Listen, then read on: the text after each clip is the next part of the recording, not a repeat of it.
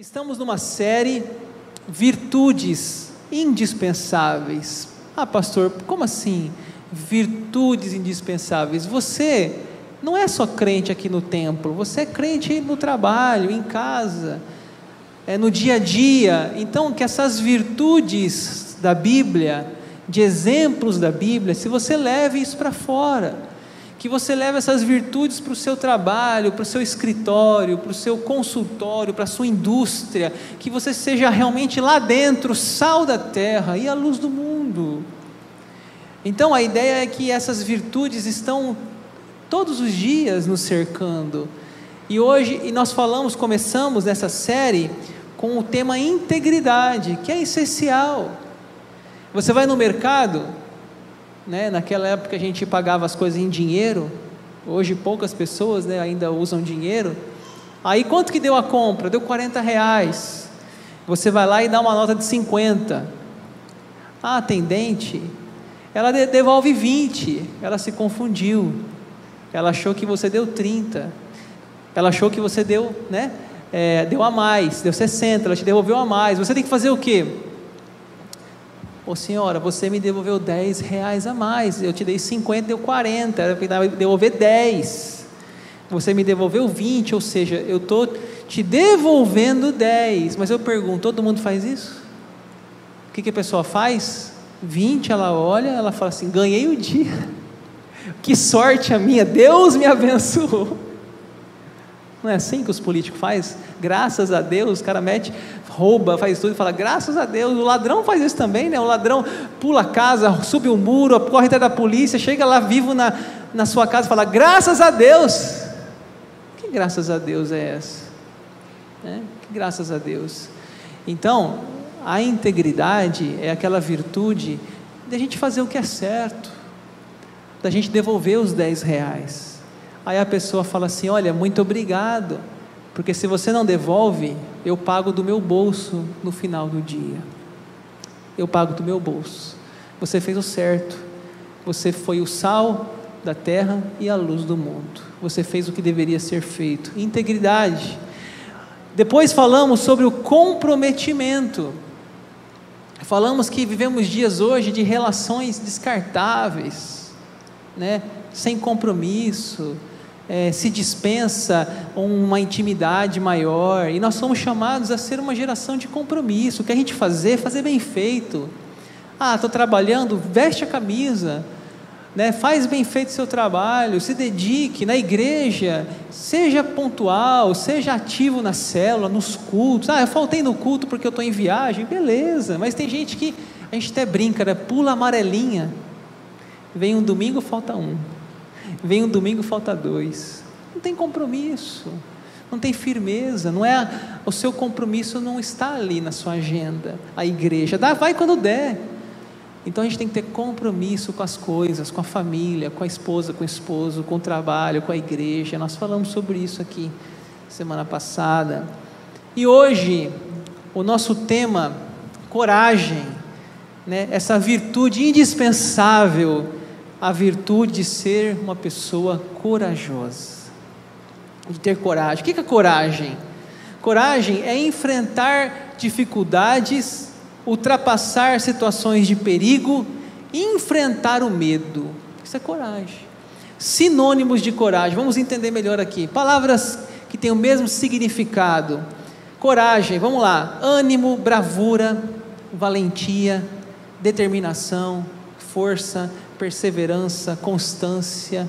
Coragem, a coragem está relacionado a essa pessoa que está disposta a superar-se, a ser melhor a cada dia, a deixar os seus medos para trás e procurar ser uma pessoa melhor a cada dia. Isso é coragem.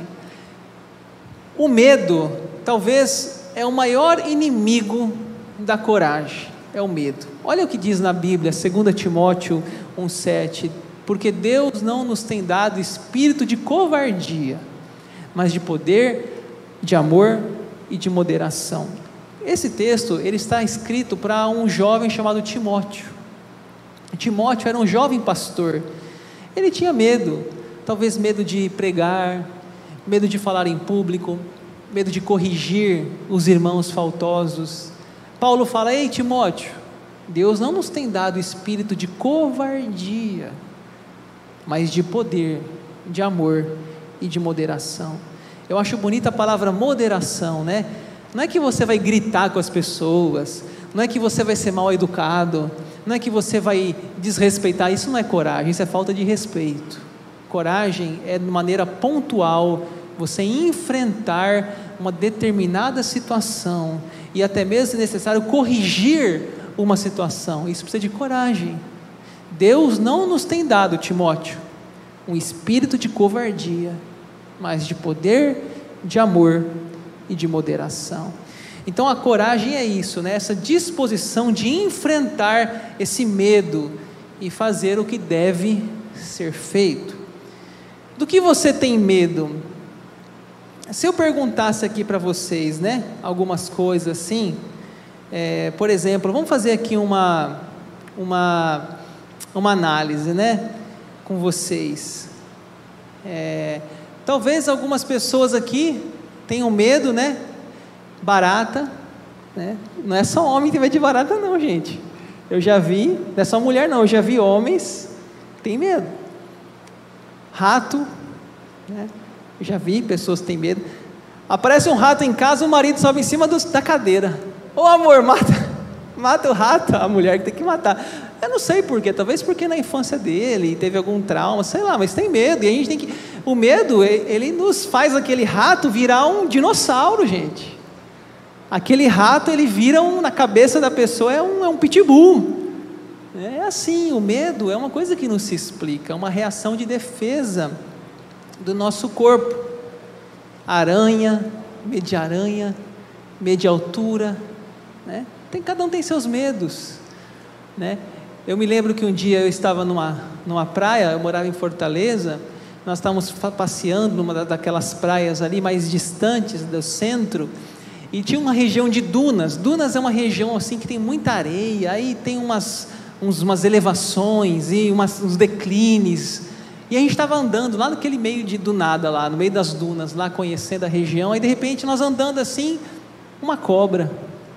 Sabe qual foi a nossa reação? Nós estávamos 4, 5, todo mundo saiu correndo, andando assim na boa, rindo, brincando, então, que lugar bonito, aquele sol no 12, fervendo a cabeça, então a cobra, todo mundo viu a cobra começou a correr. Eu corri tanto, gente, eu não corri tanto na minha vida igual aquele dia, parecia que eu estava disputando uma corrida de 100 metros, eu falei, aí eu comecei a correr, né, e acho que uns vendo quem corria mais rápido que o outro, quando tem um que corre mais rápido, outros correm atrás, e aí quando eu parei assim, eu falei assim, será que essa cobra tem asa, tem perna, será que ela voa, porque a gente está correndo aqui, né?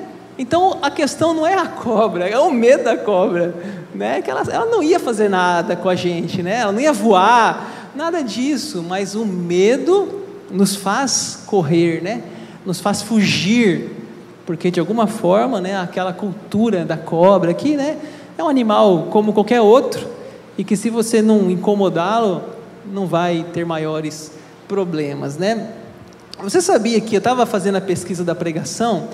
Você sabia que tem o dia da coragem, né? Eu pesquisando algumas coisas do Dr. Google, coragem, né? Como vencer a coragem, medo, tal. Daí eu encontrei dia da coragem. Eu nunca tinha ouvido falar, né? Dia 6 de maio é celebrado o dia da coragem. Deixa eu ver então agora se nós temos aqui corajosos. Você vai me levantar a mãozinha assim, se você tiver medo de alguma coisa, tá? Deixa eu ver aqui, medo de barata, começar bem leve. Medo de barata, quem tem medo de barata? Deixa eu ver. Tá. Quem tem medo de rato? Mais barata, interessante, né? Agora vamos aumentar o nível. Quem tem medo e não vai naquelas montanhas russas, aqueles brinquedos radical, quem não vai de jeito nenhum? Deixa eu ver. Aumentou um pouquinho mais. Aumentar o nível agora, hein? Quem tem medo e nunca faria pular de paraquedas? Deixa eu ver aqui. Aumentou mais, né? Olha aí, aumentou mais, né? Pular de paraquedas. Você imagina, você está dentro do avião, abre a porta, fala pula. Aí você olha, meu amigo, tem que ter coragem. Tem que ter coragem ali, porque você vai pular no vazio. Mas tem uma cordinha lá que puxa, e se a cordinha não funcionar, né? Então realmente são os corajosos, né? São os corajosos. É verdade que tem pessoas que abusam, né? Muita coragem e pouco bom senso. Eu vi uma reportagem, uma turma, olha o que os caras fazem. Eles vão num tipo uma região de monte, eles põem uma corda de um lado do monte e põem uma corda do outro lado do monte. Eles atravessam slackline, nem sei como fala. Eles vão naquela cordinha assim, ó, atravessando, gente, um monte para lá e para cá. Ah, não, gente, é demais, não é não? Esse negócio, eu acho que já é exagero. Aí acontece um acidente, como aconteceu, os caras acionam o bombeiro, coitados dos bombeiros, para chegar lá, e chegar de helicóptero, para chegar lá, para salvar os caras. E teve um deles que caiu e teve até traumatismo craniano, né? Tamanha altura, né? É uma coisa totalmente radical, exagerada, até desafiando, né, o bom senso, que a gente também tem que ter o bom senso, né? Tem coisas que assim, é legal, né? Você tem uma segurança, não sei se vocês conhecem lá em Fortaleza, tem um brinquedo lá chamado um parque aquático, né? Beach Park, e lá tem um brinquedo chamado Insano, olha o nome, né? Insano, né? Então você sobe lá numa escada, lá no alto, aí você chega lá em cima, você olha, tem um tobogã, um toboágua, e aí você tem que deitar lá e descer, certo? Subir a escada é fácil, o difícil é quando você chega lá e você olha para baixo, porque quando você olha para baixo você não vê nada, você não vê o tobogã, porque o tobogã praticamente ele é 90 graus, então você olha e você fala, cara, morri, não tem nada, eu vou cair, né? E aí muitos até sobem lá, mas na hora de descer, treme, né? E volta para trás.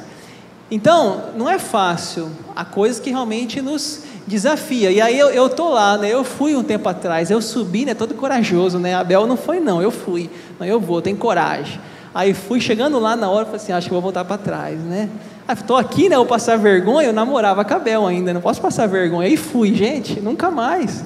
A hora que eu desci naquele negócio, parece que minhas costas desgrudou, eu falei, morri, simplesmente eu morri agora.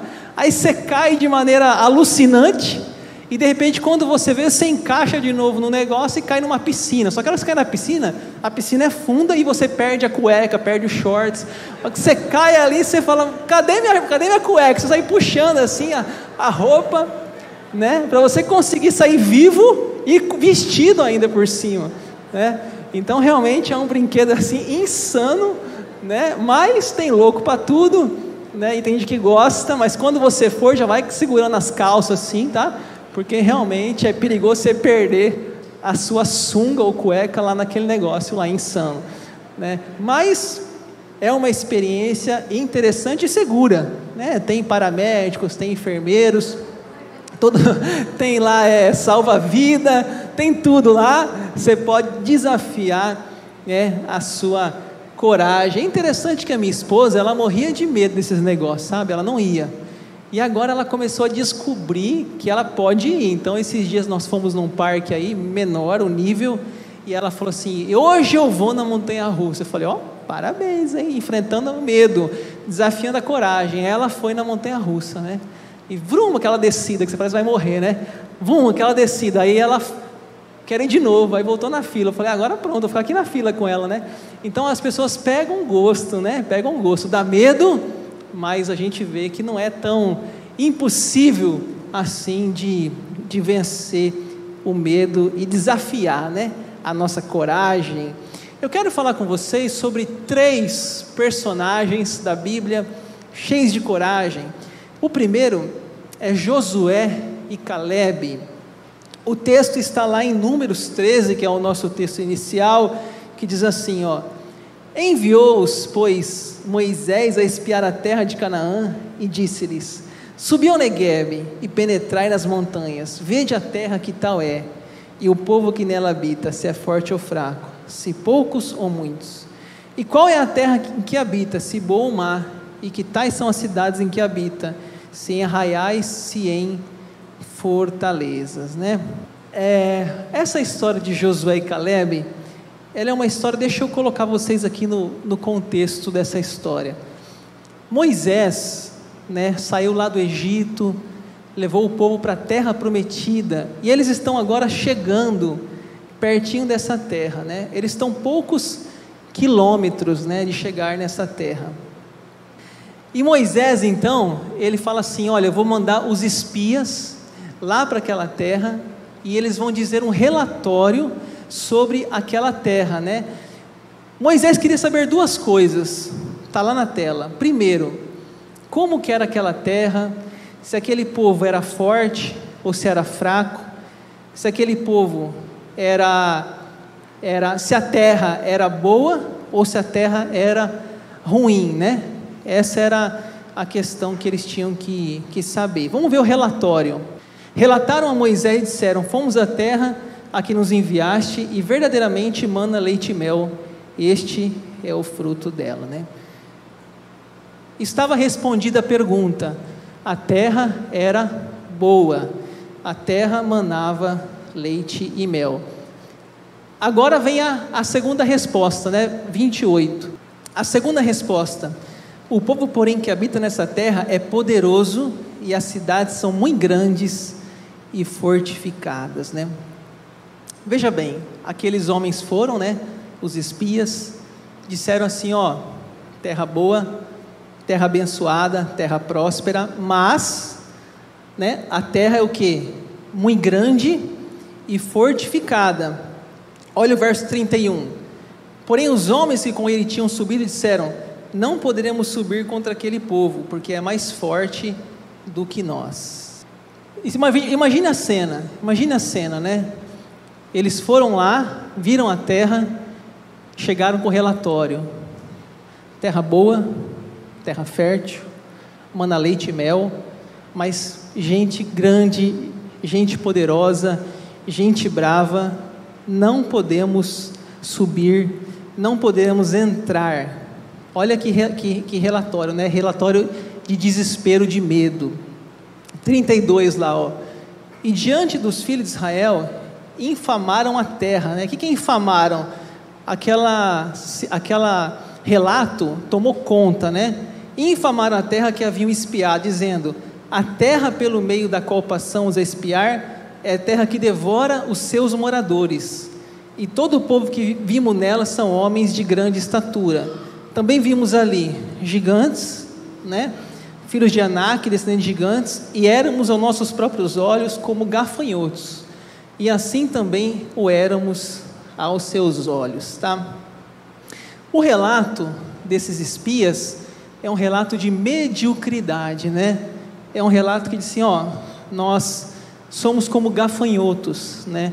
Nós somos pequenos, nós não conseguimos vencer, eles são muito grandes, gigantes, e nós como gafanhotos. Gente, olha, você já viu assim, se eu falasse para você assim, ó, que animal você se parece? Se você fosse numa seleção, seleção, que animal você parece? Alguns falariam assim: eu me pareço como um leão, eu me pareço como sei lá, um cavalo. Você já viu alguém falar assim: eu pareço como um gato? Você acha que alguém ia contratar uma pessoa que falasse que parece como um gato? Ia contratar uma pessoa para quê? Dormir no trabalho?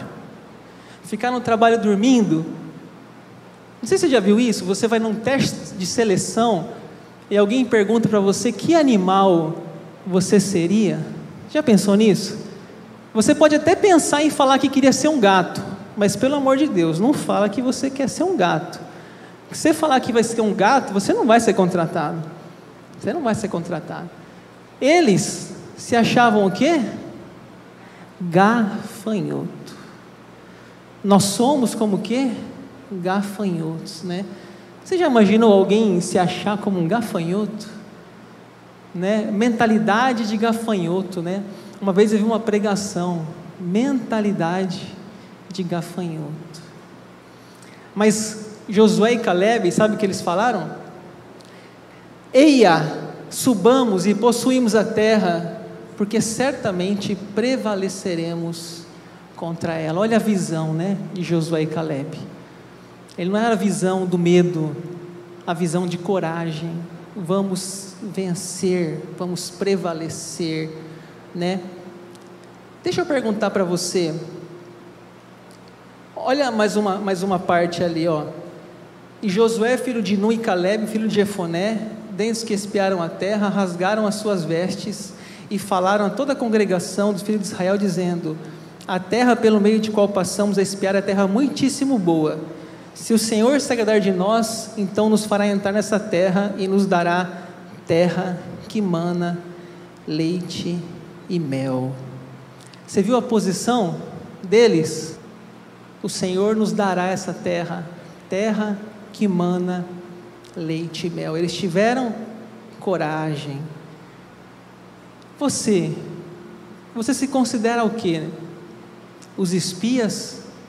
Ah, não vai dar certo, nós vamos morrer, lá eles são gigantes, nós somos como gafanhotos. Ou você se considera como Josué e Calebe, que diz: nós vamos entrar, Deus nos deu e nós vamos vencer. Qual a postura que você tem diante da vida? Josué e Calebe ou os espias? Segundo personagem que eu quero citar, Esther. Ele criara Hadassah, Esther, filha de seu tio, qual não tinha pai nem mãe, era jovem e bela, de boa aparência e formosura. Tendo-lhe morrido o pai e a mãe, Mordecai a tomara por filha. Vocês conhecem a história de Esther? Esther está ali, ó. O nome dela é Hadassah, nome judeu. O nome persa, Esther. Morava com o tio dela. Não tinha pai nem mãe, era órfã. E era uma menina jovem, bonita. No contexto da vida dela, o rei da época dela ficou sem mulher, a Vasti, tirou a Vasti do trono. E ele fez um concurso, Miss Persa, para conseguir uma mulher para ser sua esposa. Esther foi escolhida como a esposa do rei. Beleza, Esther está lá no palácio como rei.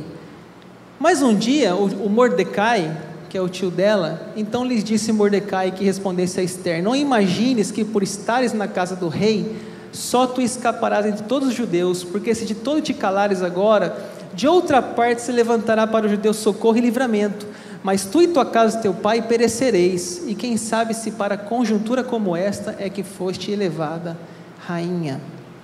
Existia um cara lá no governo chamado Ramã, e Ramã queria destruir os judeus.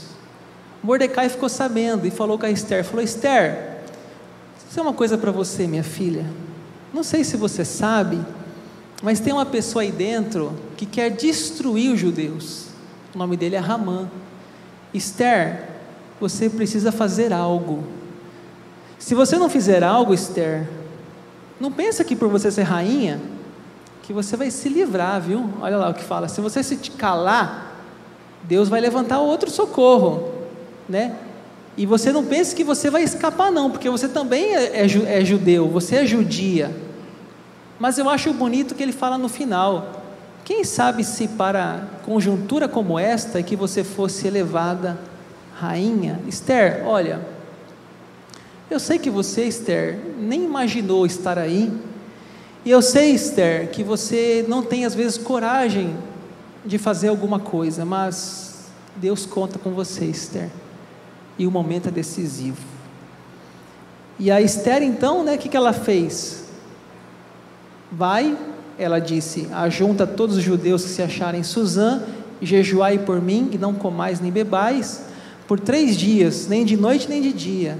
Eu e as minhas servas também jejuaremos, depois irei ter com o rei, ainda que é contra a lei, se perecer, pereci. Sabe o que ela falou aqui? O certo é isso, eu tenho que fazer isso, é minha missão, é meu propósito. Se eu morrer, eu morri. Se me enterrarem fazendo o que é certo, vai ser assim. Se perecer, pereci. E ela faz o que é certo, ela enfrenta, denuncia Ramã e consegue tirar o Ramã, e os judeus são livres. Coragem, gente, coragem, coragem. Às vezes você tem que tomar uma decisão, Às vezes tem que mandar um funcionário embora, às vezes tem que fechar uma empresa ou abrir uma empresa, às vezes tem que chamar a atenção do cônjuge, do marido, da mulher, às vezes tem que confrontar um filho. Não é fácil, mas temos que ter coragem para tomar a decisão certa. E o último lugar, para a gente finalizar, Davi, porém, disse ao filisteu: tu vens contra mim com espada e com lança e com escudo, eu porém vou contra ti em nome do Senhor dos Exércitos, o Deus dos Exércitos, Deus dos Exércitos de Israel, a quem tu tens afrontado. Eu encerro com uma história bem famosa, que vocês conhecem, a batalha de Davi e Golias. Na época, não lutava exército de Israel contra o exército dos filisteus, era um homem contra um homem, e aquele homem que vencesse, todo o exército venceu. Você sabe que Golias, ele tinha quase 3 metros de altura. Veja bem, eu tenho 1,80 m, imagina que é uma pessoa de 3 metros. Golias ia lá no meio do vale de Elá e dizia: quem vai me enfrentar? Quem é o corajoso? E Davizinho, um dia vai levar queijo para os seus irmãos, e quando ele chega lá, ele ouve aquele Golias dizendo essas coisas. Sabe o que ele fala? Quem é este incircunciso filisteu a afrontar o exército de Deus vivo? Os irmãos falam: oh, você é um gurizinho, Davizinho, vai lá cuidar das ovelhas, fica quieto, diz Eliabe. Mas ele fala: não, eu quero lutar. Aí você sabe a história, coloca nele uma roupa, uma armadura, ele não se dá bem com a armadura, ele pega uma funda, umas pedras, e ele vai, e Golias fala assim: ô seu cão, chama ele de cão, Davi de cão, e ele acerta uma pedra bem na testa do gigante, e derruba o gigante. Realmente, gente, o Davi era um valente, era corajoso. A coragem é importante em nossa vida. Você imaginou se esse ato aqui de Davi, se ele recua? Já imaginou se Esther, se ela recua? Já imaginou se Josué e Caleb, se eles recuam? O que seria da história do povo de Deus? Coragem. Eu encerro. Quem é seu Golias? Talvez seu Golias não seja um gigante de 3 metros, mas talvez seu Golias seja um problema que você enfrenta, seja um problema de desemprego, de solidão, seja um problema financeiro, uma decisão que tem que ser tomada. E sabe o que tem mais? Não tem só gigantes externos, tem gigantes internos: depressão, medo, ansiedade, gigantes internos. Às vezes os gigantes internos são inclusive mais difíceis do que os externos. Qual é o seu gigante? Eu quero encerrar dizendo assim: olha, desenvolva coragem, desenvolva. Quando você tiver oportunidade numa montanha russa, vá. Tiver oportunidade de falar em público, fale. Perca o medo, enfrente o medo, desenvolva coragem. Pastor, eu não consigo confrontar o meu filho faz tudo errado, eu não consigo confrontar. Desenvolva, começa confrontando, começa corrigindo. Você, marido, quando você vê a sua mulher fazendo algo errado, confronta, tenha coragem. Você, mulher, também confronte o marido, porque talvez a única esperança que ele ou ela tem é você, porque ninguém tem coragem de falar muitas coisas. Às vezes um adolescente está namorando um relacionamento doentio, não tem coragem de terminar, não tem coragem de terminar um namoro, porque eu já acompanhei um caso assim, uma adolescente que não gostava do menino, não queria namorar, mas disse: pastor, eu não posso terminar. Eu falei: por que não pode terminar? Porque se eu terminar, ele falou que se mata. Falta-lhe coragem, falta-lhe coragem. A coragem, ela é necessária, irmãos, ela é necessária em nossa vida, fazer a coisa certa.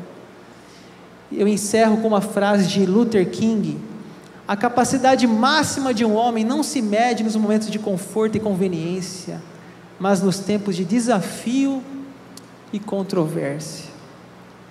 Luther King, na época dele, as pessoas, brancos e negros, eram separados. Se estava um negro num banco de um ônibus sentado, tinha que levantar para o branco sentar. Ele lutou pela igualdade racial.